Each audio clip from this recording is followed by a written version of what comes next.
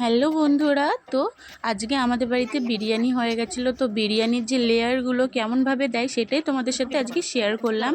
তো এখানে প্রথমে আলু সিদ্ধ করা হয়ে গেছে, সিদ্ধ করার পর আলুটা ভাজা হয়ে গেছে। তো সেই ভাজা আলু এখানে প্রথমে দিয়ে দেওয়া হবে। আর এই যে মাংস কষা, আর এখানে হচ্ছে ঝুরঝুরে রাইস। তো এখানে প্রথমে মাংসগুলো সব তুলে তুলে দেব। তো এখানে দেখতেই পাচ্ছ সব মাংসগুলো আমরা সাইড সাইড করে তুলে তুলে দিচ্ছি।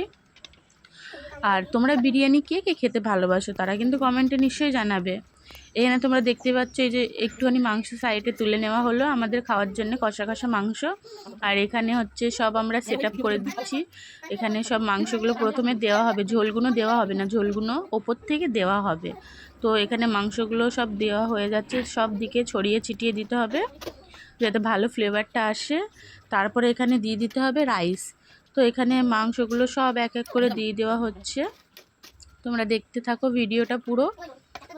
তো যারা যারা জানো না যে বিরিয়ানিতে কেমনভাবে কীভাবে লেয়ার দিতে হয়, যে বিরিয়ানিটা কত টেস্টি হবে, তোমরা এখানে দেখে নাও।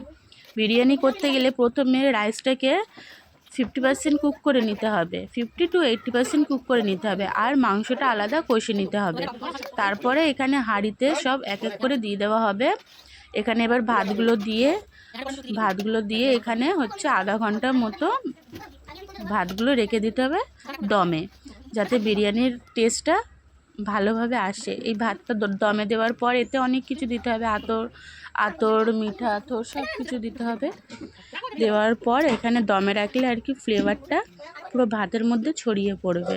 তো এখানে সব ভাত দিয়ে দেওয়া হচ্ছে। ভাত দেওয়ার পর এখানে হচ্ছে সেই মাংসের ঝোলটা ওপর থেকে দিয়ে দেওয়া হবে, আতর গোলাপ জল সব কিছু উপরে দিয়ে দেওয়া হবে।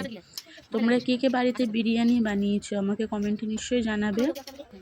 তো আমরা প্রায় বাড়িতে বিরিয়ানি বানাই, আর আমরা বাড়ির বিরিয়ানি খেতে পছন্দ করি। তোমাদের কোথাকার বিরিয়ানি ফেভারিট, বাড়ির না হোটেলের?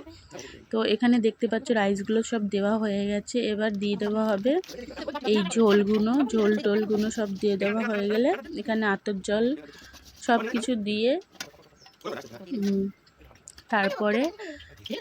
তারপরে যে আটা মাখানো হয়, আটাটা মাখিয়ে হাঁড়ির চারিদিকে দিয়ে হাঁড়িটা সিল করে দিতে হবে।